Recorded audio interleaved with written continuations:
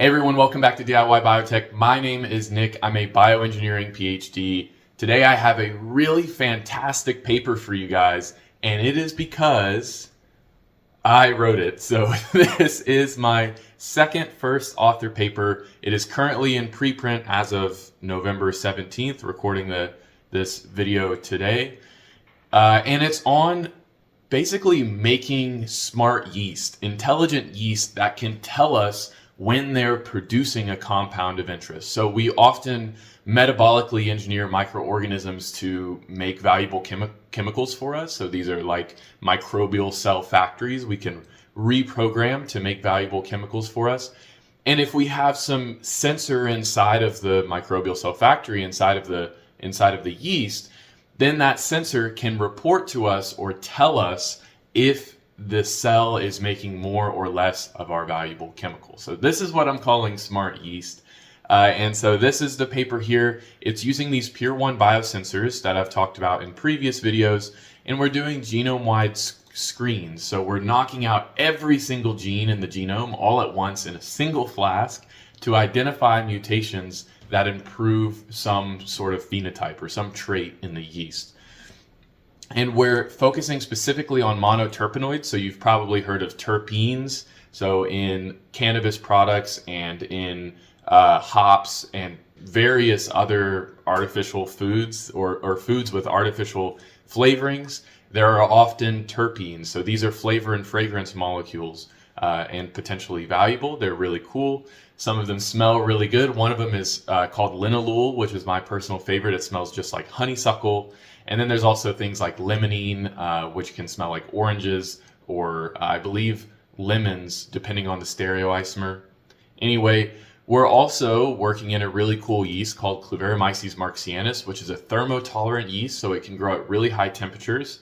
It was originally isolated from the dairy industry, so it's generally recognized as safe. Technically, you could eat it if you wanted to. And it produces some really interesting chemicals like 2-phenylethanol, which smells like roses. So we'll dig in here. And since I wrote this paper, I can provide a lot of background lore for the context of a lot of things in here. And a lot of things in this paper that there were a lot of things that were not included at all here. And so I want to talk about those as well. The first author here is myself, and then my lab mate Chase. Allison is from the Tim Whitehead group. She just finished her PhD as well. Ida's from my group as well. She just finished her PhD. Steph and Yuna are both undergrads that have worked with me, and Leo and Trinity as well. They just finished their undergraduate degrees. Sang is my lab mate. He's really fantastic. He helped with some transformation stuff here.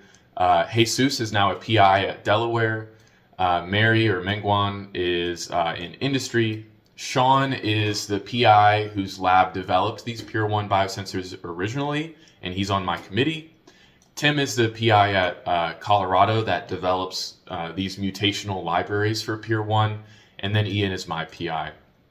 So really lots of people on this paper, and I think as a scientist, as an academic, it's often valuable to have lots of collaborations. I think it's just an ethical thing to do to have all of these people help out and include them in the publication because they contributed and so they deserve to be listed as an author as well. And it can be a bit selfish sometimes to just want to have yourself on the paper or just have a small set of authors. But in reality, there's a lot of people that help with these stories. And there's really no point trying to exclude people. So anyway, you can read the abstract yourself, but the big idea here is we're doing this biosensor-driven microbial engineering. So we're using these biosensors to push some phenotype. In this case, overproduction of a monoterpenoid called geraniol. So as I mentioned previously, monoterpenoids are these flavor and fragrance molecules. They're also used as insecticides sometimes. So if you get those natural insect repellents, they probably have like citronellol, maybe geraniol as well, as insect repellents in high concentrations. They're good insect repellents. And potentially we can use these as high energy density fuels, which would be cool. And The beginning of this paper we set up in a pretty traditional metabolic engineering sense, where we said chemical production, so making these chemicals from petroleum distillates, and plant extraction. In the case of terpenes, we can take certain plants and run distillation to extract these volatile chemicals. Basically saying these two methods, they work, but they're costly and rely on petroleum and often result in low yields. Maybe not the best strategy to set up, but a strategy to set up is saying, there are these other methods of making this chemical, but we want to use this method because it's better. That's how we're sort of setting it up here, which is a fair argument, right? So then we say an alternative is microbial biosynthesis, where we can turn sugars or other renewable carbon sources into the product that we want. And then we're doing this with synthetic biology and engineering strains. And people have done this before, making up to gram per liter of these monoterpenes. So terpenes are a big umbrella term. Monoterpenoids are a specific kind of terpene. It doesn't really matter for the context of this video, but essentially they're just a specific type of terpene. And so we say, yes, we can get gram per liters, which for context, typically gram per liter is the limit where you say this might be industrially relevant, right? Once you get to a gram per liter, then it's potentially industrially relevant. So we've already gotten to a gram per liter of monoterpenoids, but things can still be improved and production can be increased. And, we set this up. You could argue that we set this up in a way where we're going to go even past the gram per liter level, but this is an engineering paper, where this is a tool paper. So we're demonstrating a tool in this new yeast, and we don't have to beat these tighter records. If all scientific papers are just, we want to make an improvement on that small detail on just the record production levels, that would be pretty boring. In academia, you have the flexibility that you don't have in industry to say, we did something and we didn't improve what we did previously, but this new tool could potentially be used to improve something down the line. So that's sort of what we're doing here. And okay, so now we're moving on to the Pier 1 biosensors. So they are originally from a plant hormone sensing system that detects a compound called abscisic acid, or ABA. And we say that these biosensors, this biosensor system, is flexible, sensitive, and specific. Flexible, meaning that we can detect a wide variety of different chemicals depending on the mutation of our biosensor. Again, I've talked about these in previous videos. Sensitive, meaning that we can detect very small amounts of these chemicals. And specific, meaning we can discern between different chemicals. So we have Pier 1 biosensors for cannabinoids. So like you can think CBD or THC. We can use these biosensors to detect the difference between, delta 9 THC and delta 8 THC, if you know about those, or CBD and THC. Very, very similarly structured molecules, and these biosensors can tell the difference between them. So this is a very powerful tool, and I think this paper is just another demonstration of the portability, which is adapting this biosensing system to different conditions, the portability of Pier 1 biosensors. Moving on into the meat of the paper, the results and discussion. I want to go through the figures mainly, but we'll look into the paper as well. So we're using an approach called a yeast-to hybrid screening system. The way that this works, here, I'll show the figure. I think the figure is the best way to see this. In this case, we have a yeast cell where all of this is going on. All of this is going on in the nucleus of the yeast cell. Yeast are eukaryotes, meaning that they have a nucleus, they have all these organelles and stuff. So all of this is going on in the nucleus of the yeast. We have a mutant library of Pier 1 biosensors. So each yeast cell, this is Saccharomyces cerevisiae, it's Baker's yeast. each yeast cell is going to get a single mutant of the Pier 1 biosensor. So for example, here's a mutant of the Pier 1 biosensor indicated by the little dots in the binding pocket. And Pier 1 has a partner called HAB1, which is going to bind to Pier 1, but it's only going to bind to Pier 1 when a ligand or the chemical that it detects is present. In this case, we're hoping it's some terpene. So the terpene goes in the binding pocket, then HAB1 can bind. The additional modifications that we've done to this native plant system is that we've attached something called a DNA binding domain right here. So this DNA binding domain sits upstream of some reporter circuit. And then we've attached a DNA activation domain to the HAB1 system. So this whole DNA binding domain and Pier 1 complex is going to sit on the DNA. When the chemical that it can detect is present, if it can detect that chemical, it will go into Pier 1. Pier 1 will undergo a conformational change, so it'll just basically close around that terpene. Then it can bind to HAB1, which brings along that activation domain. And that activation domain will recruit transcriptional machinery to transcribe our reporter gene. So our reporter gene could be like a fluorescent protein like GFP, which we'll look at later. It could be an antibiotic resistance marker. When we're doing the Y2H screening, the yeast 2 hybrid screening, that reporter is URA3. And URA3 is a gene that synthesizes uracil, or it's in the pathway to synthesize uracil, which is an essential amino acid in this yeast that we're working with. So basically, if we plate these yeast cells on a plate that does not contain uracil, then they need this URA3 gene to live. And the only way that they're going to transcribe that URA3 gene is if their biosensor is activated. So if a cell contains a biosensor that does not interact with the chemical in the media that it's growing in, the cell will die.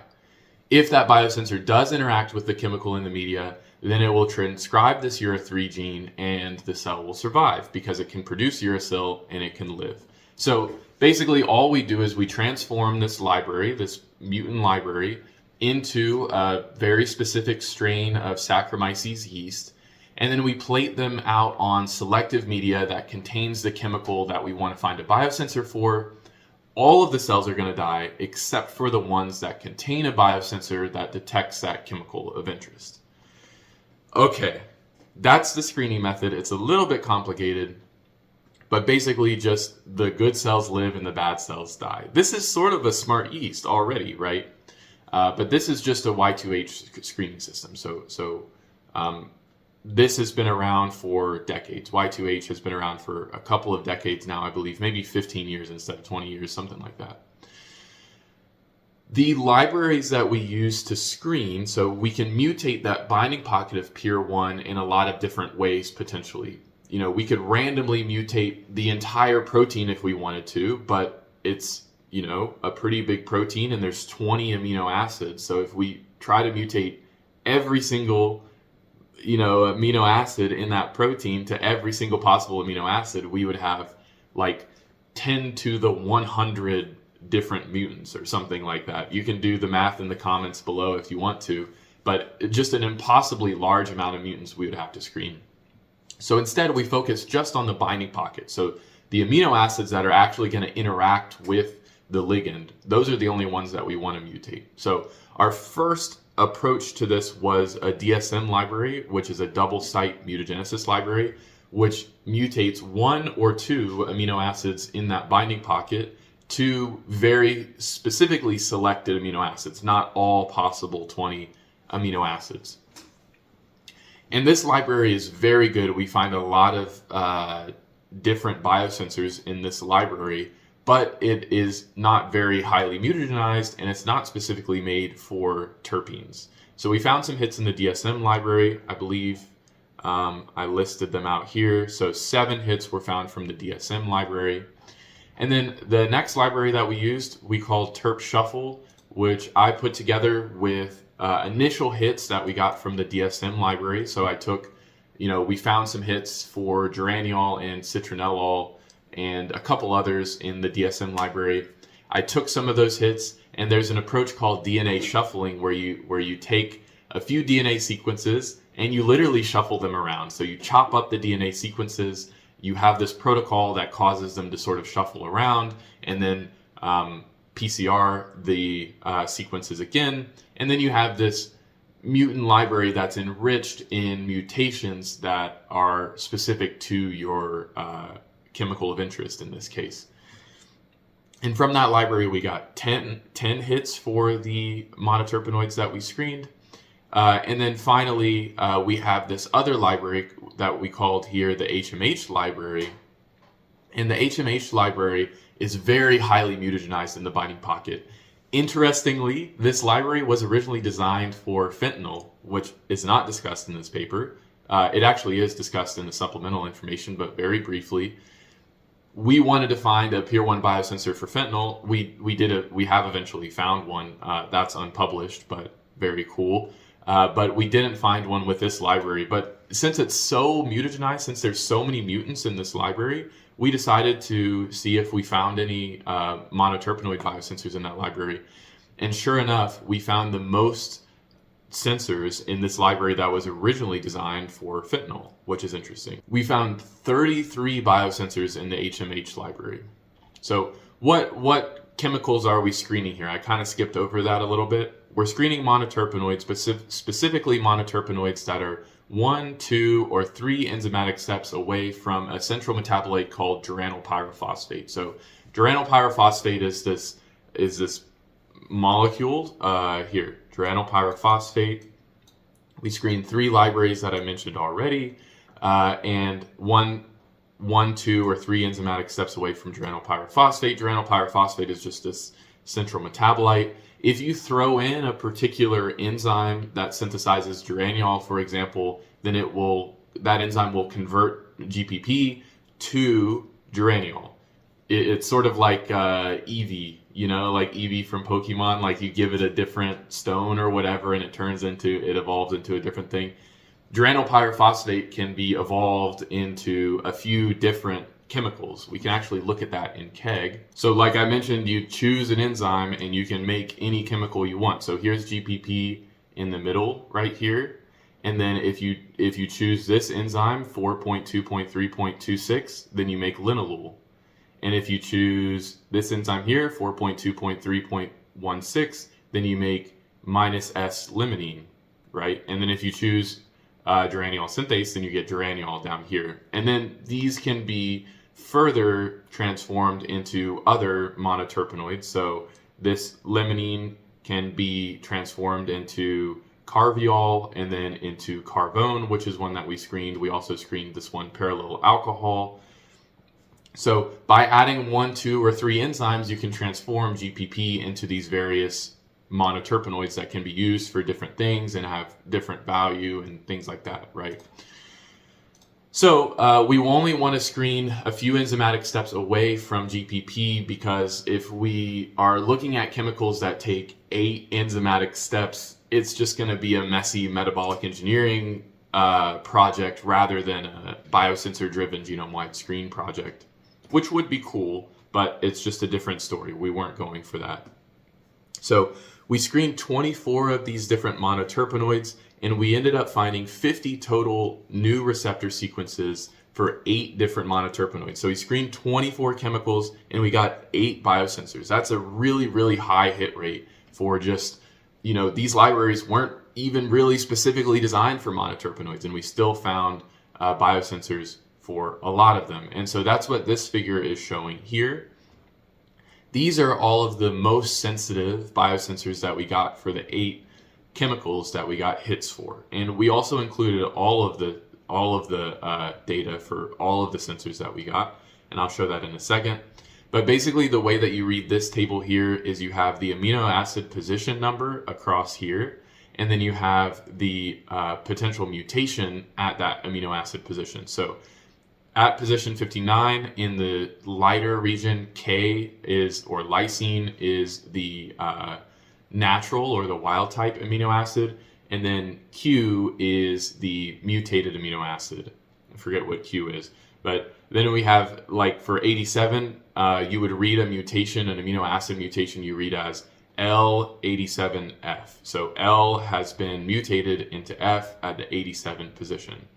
Or here we have 159, so F, phenylalanine, is mutated at the 159 position to methionine in this geraniol biosensor here. And then this heat map here is a chemical similarity chart. I still don't fully understand these, but basically you choose some particular criteria that you want to say cause a similarity between chemicals. And then this blue across here is 100% similarity because you're comparing terpineol to terpineol here and myrtrinol to myrtrinol here, so they're perfectly similar. And then this heat map is mirrored across the diagonal. So like geraniol is similar to,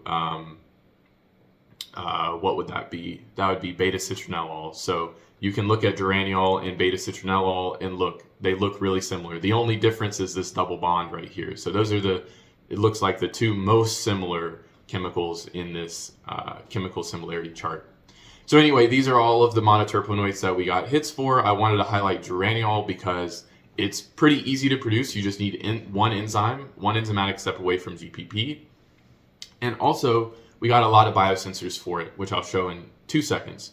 The other one is R-carvone. So we looked for biosensors for R-carvone and its stereoisomer S-carvone, which you see this sort of bolded triangle here. That is meaning that structure is supposed to be coming out of the page. So these are 2D structures, but they're drawn as 3D, or you're supposed to imagine them in 3D. So this group is coming out of the page here. S-carvone, that group there is coming into the page. So the same molecule, just mirror images of each other. That's what stereoisomers are. We got biosensors for R-carvone, but not S-carvone, which is crazy. So this shows like the specificity of these biosensors. And when we took all of our R-carvone biosensors and tried to test them against S-carvone, we got no detection at all. And one other thing I wanted to highlight here is these are beta-galactosidase stains. So white indicates no activation of the biosensor and blue indicates activation of the biosensor. This is just another reporter circuit in Saccharomyces. So in Saccharomyces, the reporter is URA3 and a gene called beta-galactosidase, or that encodes beta-galactosidase, which when we do our stainings, whatever, the colonies will turn blue if the biosensor is active. So we can move on to the supplementary information. I can show you all of the biosensors that we got here. Just need to scroll a lot. So here are all of our R-carvone biosensors, citronellol biosensors, and then geraniol we got a bunch of different biosensors for. And that's what's significant. One of the significant things about geraniol and why we chose to focus on it. We didn't explicitly mention this, but in reality, we just have a lot of different biosensors for this chemical. And so we can take a subset of them at various sensitivities and test their properties, which I will show. Here are the other biosensors. So here's linalool, myrtinol, parallel alcohol. We only found one of those, terpineol, and verbinol. So we'll look at this figure in a second. So we got all these biosensors. Let's do something with them. So we chose just to look at the geraniol biosensors, and so we sought here, this sentence here, we sought to test geraniol dependent growth. So we want the growth of now Cluveromyces marxianus, this other yeast that we're working with. We want the growth of that yeast to drive, or the growth of that yeast to indicate overproduction of geraniol. So I'll show you this is how we did it. So first, we took this genetic circuit and put it in Cluveromyces marxianus so that when geraniol is present, GFP is transcribed. So the cells will fluoresce when geraniol is present. So we wanted to test a few things about this sensor to make sure it would work for our screening, for our smart yeast system. One of them is we didn't want it to be cross-reactive. So in Cluveromyces marxianus, when we make geraniol, that geraniol can potentially be enzymatically or chemically degraded into either geranic acid or citronellol. And we don't care about geranic acid or citronellol for this paper, so we want our biosensor to only respond to geraniol. And that's what's shown here. So here's DMSO, which is our control. That's what all of our chemicals are dissolved in. It's just a solvent. Then you have geranic acid and beta-citronellol. You can see there's no response. There's no significant difference between the control and these degradation products. Whereas we get a huge response when we add geraniol, which is what we want. And then we can look at background and sensitivity here. So first of all, this background is low. I'll show how low in a second. But the sensitivity here, we don't get any response to geraniol at 10 micromolar, but at 50 micromolar, we get a statistically significant response to geraniol. So this is sort of a medium sensitivity sensor. So I'll show you how that compares here. So you can see all of these different geraniol biosensors that we tested, 3, 11, 14, 15, 21, and 22. This is a heat map showing the sensitivity, which is similar to this graph here, but in a heat map form. And so you can see in GER21, there's no response at 0, nothing at 1, nothing at 5, nothing at 10, a little bit at 50, so 269 versus about 200, and then clear response at 100 and 200 micromolar of geraniol. Some of these biosensors have higher sensitivity, so they respond earlier on. Let's see if I can find one. Maybe not. Maybe they all have sensitivity at most at 50 micromolar. I should know my own data. Come on, Nick. All right, so anyway, GER21 has a really low background. So all of these other biosensors, they were having a GFP signal even without geraniol present. Whereas GER21 had almost no signal, at least the lowest signal compared to the other ones. And this will be important in a second. And then you can look at the cross-reactivity in this graph here. So here's GER21 compared to geranic acid in the red right here, and then citronellol in the yellow right here. GER21 doesn't respond to those, but it responds to geraniol. Whereas, for example, GER15 responds to citronellol and geraniol, so does GER14.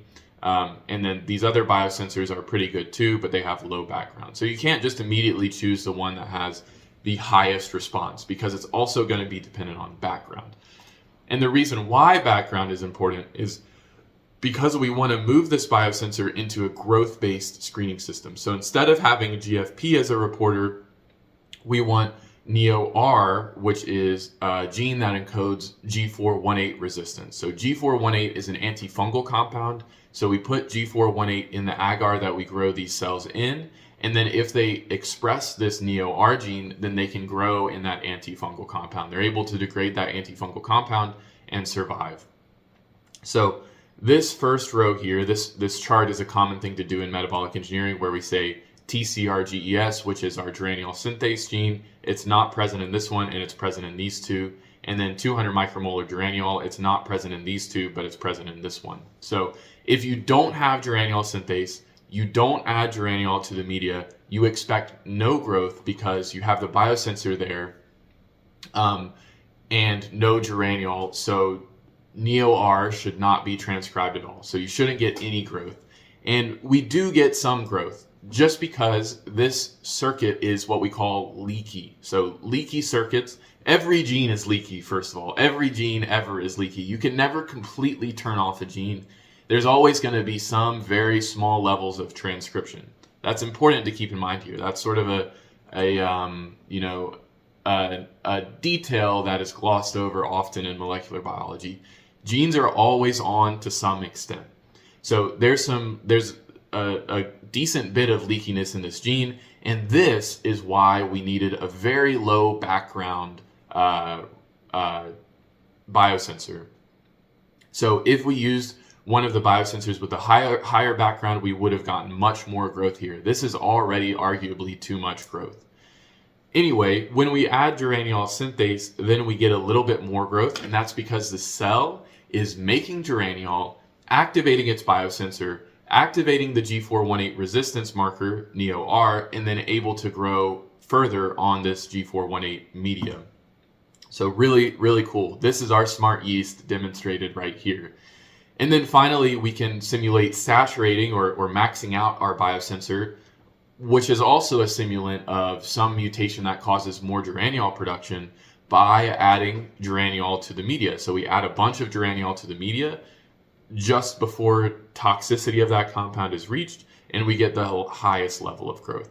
So this is simulating, no geraniol production. This is simulating base levels of geraniol production, and this is simulating improved geraniol production. And you can notice a difference in growth.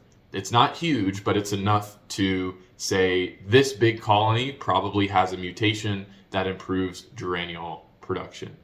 Very cool. So this system works.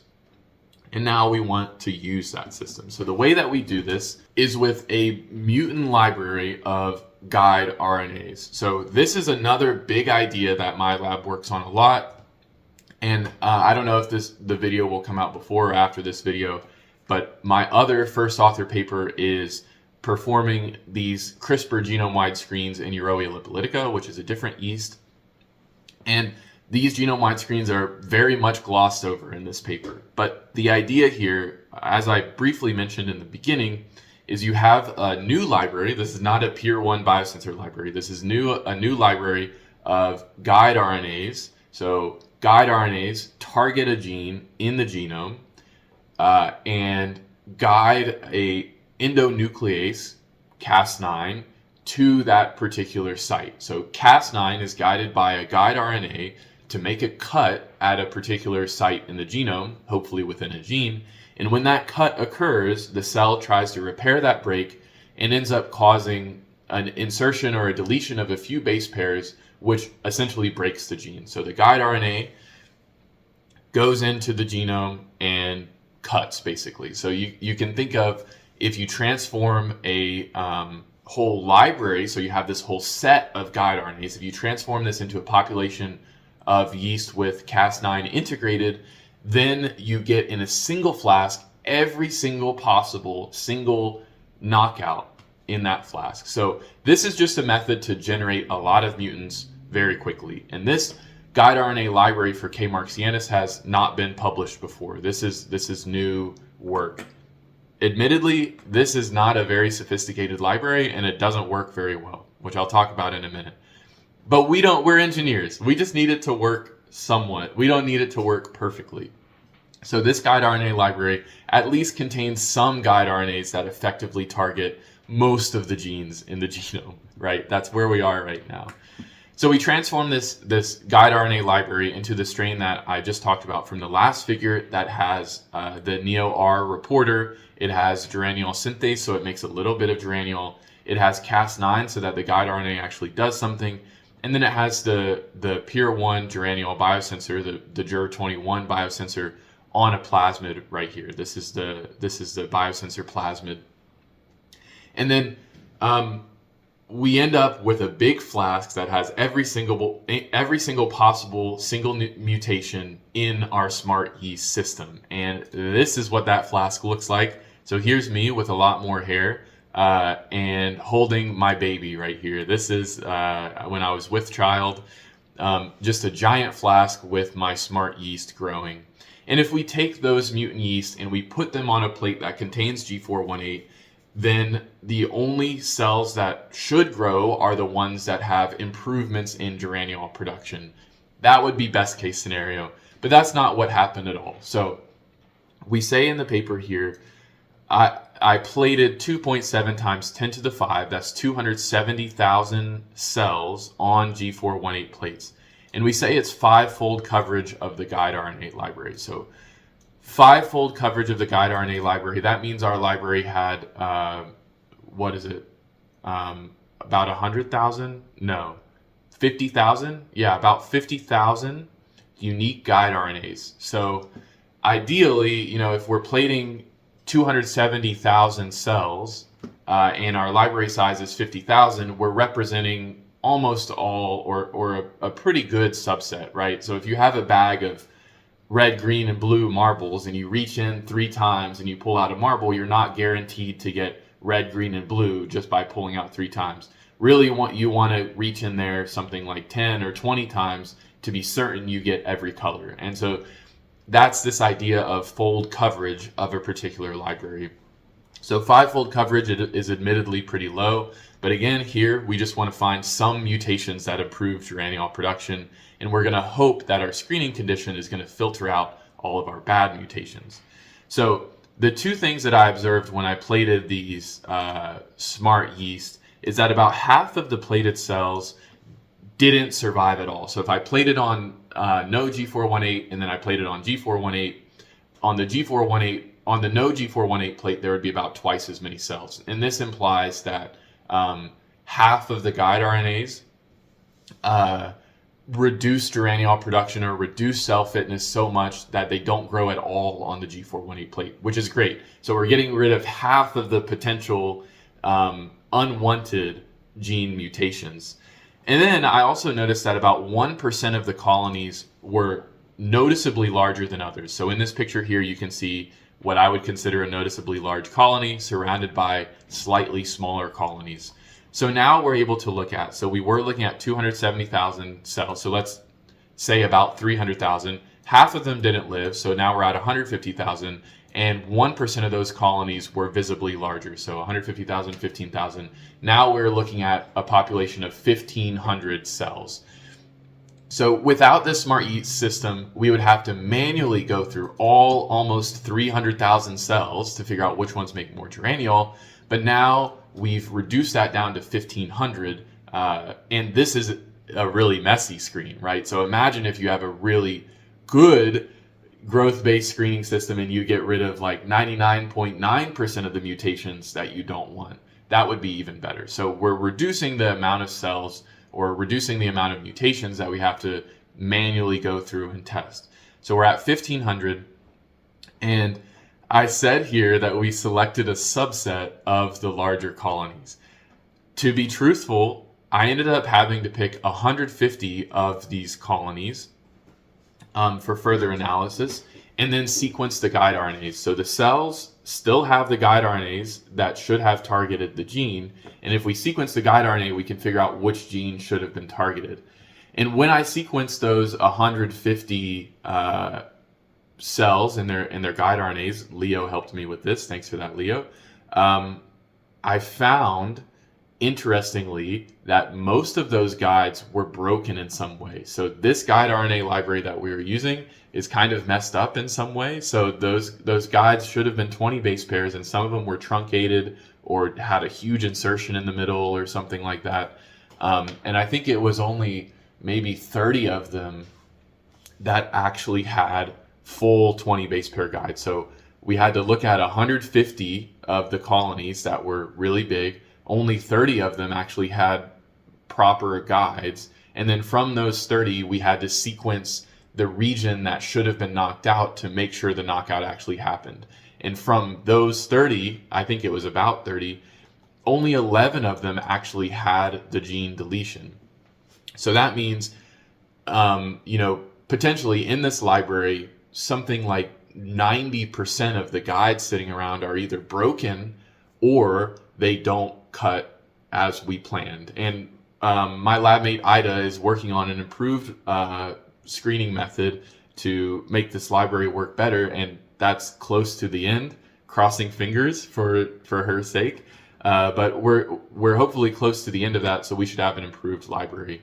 And this is what we did in Euroea lipolytica too, right? We had a bad guide RNA library or an okay guide RNA library, and we optimized it. And that's sort of what we're having to do with K. marxianus as well. So anyway, this is a pretty mid library. And so we looked at 11 mutations that should improve geraniol production. So we remade the knockout in a strain that just has geraniol synthase integrated and not all of this other mess, just to make sure it's a clean background. And we found that 55% of them, so 6 out of 11, improved geraniol production. And one thing to note here is you might say, okay, well, why didn't all of them improve geraniol production? There's a lot of messiness in these screens. Just because a colony grows bigger, there could be a lot of reasons that colony grows bigger. Maybe that mutation improves growth in general. Maybe that mutation just helps with geraniol toxicity separately, so that would be considered a cheater cell. Or maybe there's some third reason or something. Or maybe the geraniol production does increase, but only on solid media. And when you move into liquid media, like we did here for this data, potentially the geraniol production is less for some reason. But anyway, a 55% successful hit rate I think is really good. If we were just randomly knock out genes in the genome of K. marxianus, I would expect less than 1% of those knockouts to improve production of any chemical. So 55% is significantly enriched. So this smart yeast system does in fact work, which is great. And these two genes here about double geraniol production. And if you look at the y-axis here, this is very small amounts of geraniol. So micrograms per liter. Again, at the beginning of this video, we were talking about gram per liter production. So micrograms per liter is, 1,000, 1 million less, right? So it's gram per liter, milligram per liter, microgram per liter. About 1 million times less, or maybe 100,000 times less than the current record for geraniol production, which kind of sucks, but we improved over background, which is good. And then we can look at the function of these genes and see how it relates to geraniol production. So one of the most interesting ones, to me at least, is the CTT1 gene, which is seen here. It does improve geraniol production, and it's known in two previous papers, so this 31 citation and this 32 citation, that in one case it plays a key role in terpene tolerance in Cerevisiae, and in another case, when knocked out, it increased production of a different monoterpenoid, which is really cool. And we talk about some of the other genes as well, but I'll skip over that since we're already at a pretty long video, and I just want to make sure I didn't miss anything.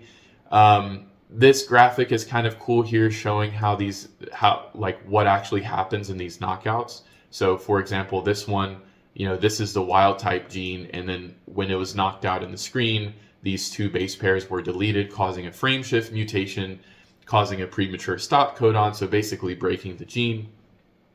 Some of the gene deletions work differently. So, this was a huge insertion. Sometimes we get tiny insertions. Sometimes we only get one base pair insertions or one base pair deletions. So these knockouts can happen in a variety of ways. I think this paper is really cool, and you should go give it a read. I'm really proud of it. This was sort of the culmination of my entire PhD. For 2 years of my PhD, I was working on these biosensors. For another 2 years of my PhD, I was working on these genome-wide screens. And then the culmination was putting these two pieces together to use the biosensors to drive one of these genome-wide screens. So really proud of this paper. It is pretty short. It's pretty compact. It's going as a letter format in ACS Synthetic Biology. Hopefully we get accepted there with limited reviews. Right now, this is just a preprint in bioRxiv. So again, really happy about this, really proud of this paper. If you have questions about this paper or about this video at all, please leave them in the comments below. If you want to support the channel, please become a channel member. You get early access to videos, which is always fun.